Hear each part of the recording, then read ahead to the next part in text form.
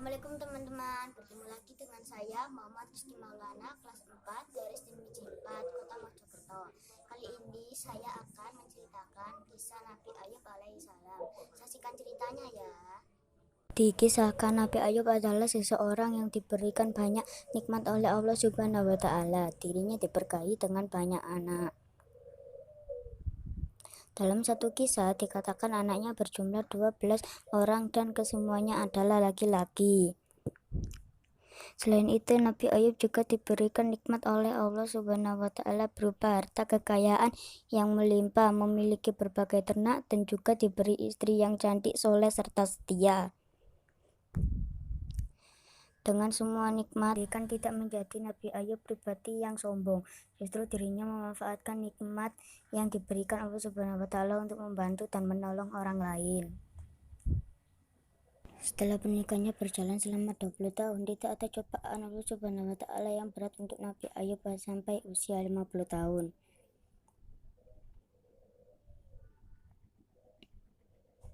Dan inilah ujian dari Allah Subhanahu wa Ta'ala untuk Nabi Ayub alaihissalam. Ketika usia 51 tahun, ujian pertama dari Allah Subhanahu wa Ta'ala muncul. Kulit Nabi Ayub tiba-tiba terkena penyakit yang menyebabkan keluarnya nanah dari kulitnya, dari kepala hingga kakinya, hingga rambutnya pun rontok. Penyakit ini dikabarkan adalah penyakit yang menular. Berita tentang kondisi Nabi Ayub ini pun tersebar ke seluruh negeri, sehingga seluruh negeri tahu bahwa penyakit ini menular. Dan tinggallah Nabi Ayub bersama istri dan anak-anaknya. Hari kedua, ketika sang istri sedang menghidangkan makanan untuk 12 anaknya, tiba-tiba atap rumah Nabi Ayub rubuh dan menimpa semua anak Nabi Ayub hingga semuanya meninggal. Hari ketiga, Allah Subhanahu wa Ta'ala mendatangkan hama dan badai sehingga semua ternak yang dimiliki Nabi Ayub mati seluruhnya seketika. Begitu juga dengan kebunnya yang ikut hancur.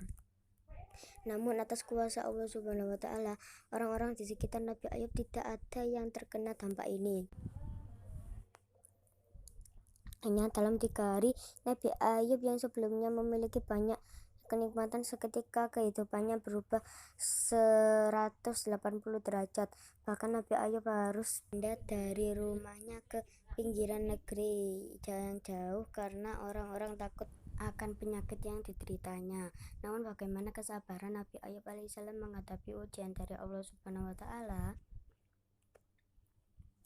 Dikatakan bahwa Nabi Ayub diberi cobaan Allah Subhanahu wa Ta'ala seperti itu selama 18 tahun. Namun luar biasanya, selama itu juga Nabi Ayub tidak pernah sekalipun mengeluh atau mengadu kepada Allah Subhanahu wa Ta'ala. Dia terus bersyukur dan bersabar, tapi tetap berikhtiar dengan cara tetap berobat dan beribadah. Di pinggiran negeri, Nabi Ayub hanya tinggal berdua bersama istrinya. Istri Nabi Ayub memang bisa dijadikan contoh yang baik. Dirinya tidak peduli dengan kondisi suaminya yang berpenyakitan, bangkrut, hingga jatuh miskin. Ia tetap setia menemani Nabi Ayub mengurus keperluannya, bahkan pergi mencari nafkah. Suatu hari istri Nabi Ayub berkata kepada suaminya, "Wahai Nabi Allah, sudah 18 tahun engkau tidak berdakwah. Bagaimana jika engkau memohon kepada Allah Subhanahu wa Ta'ala untuk disembuhkan penyakit ini? Itu saja cukup kesembuhan engkau. Lalu engkau bisa pergi berdakwah lagi." Lalu Nabi Ayub menjawab, "Wahai istriku, berapa lama dulu kita dalam keadaan nikmat?" Istrinya menjawab, 20 tahun. Kemudian Nabi Ayub kembali bertanya, "Berapa lama kita sekarang diuji oleh Allah seperti ini?" Istri Nabi Ayub kembali menjawab, 18 tahun. Lalu Nabi Ayub berkata lagi, "Aku masih malu untuk meminta kepada Allah." Jawaban Nabi Ayub itu menunjukkan keimanan yang luar biasa. Dirinya tahu bahwa Allah Maha melihat. Tidak perlu mengeluh atau meminta pun Allah tahu bagaimana kondisi kita.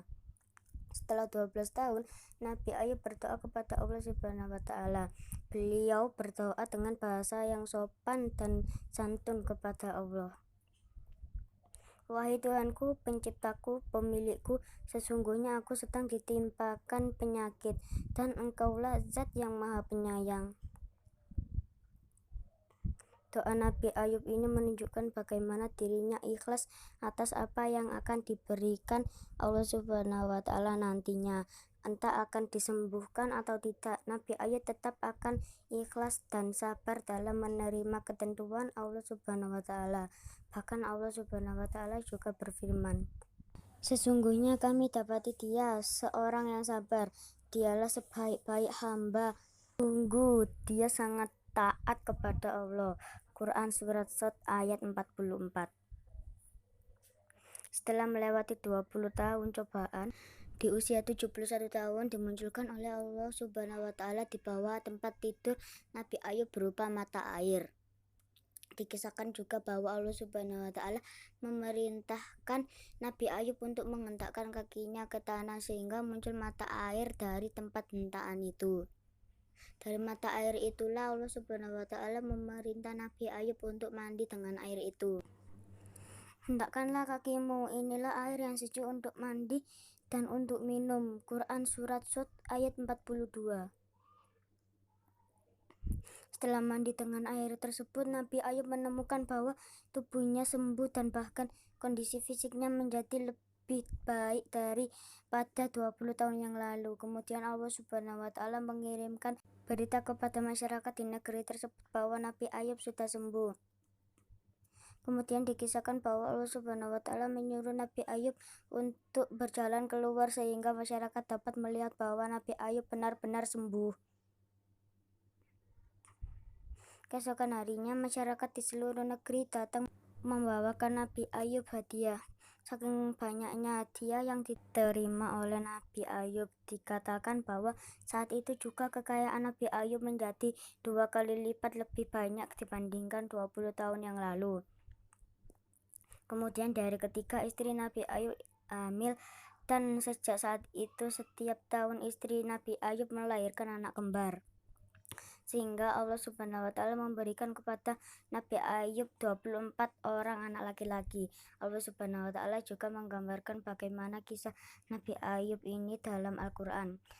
Dan ingatlah kisah Ayub ketika ia menyeru doanya, ya Tuhanku, sesungguhnya aku telah ditimpa penyakit dan Engkau adalah Tuhan yang Maha Penyayang di antara semua penyayang.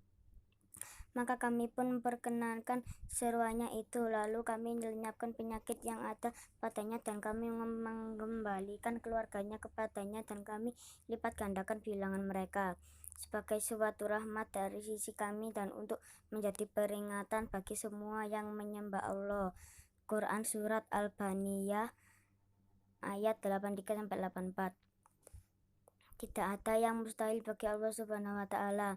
Hanya perlu keimanan, yakin kepada Allah Subhanahu wa Ta'ala, dan sabar sebagai pegangan hidup kita. Katakanlah, hai hamba-hambaku yang beriman, berdakwalah kepada Tuhanmu. Orang-orang yang berbuat baik di dunia ini memperoleh kebaikan, dan bumi Allah itu adalah luas. Sesungguhnya hanya orang-orang yang bersabarlah yang dicukupkan pahala mereka tanpa batas. Quran Surat Az-Zumar ayat 10. Itulah teman-teman kisah Nabi Ayub alaihissalam. Terima kasih. Wassalamualaikum warahmatullahi wabarakatuh.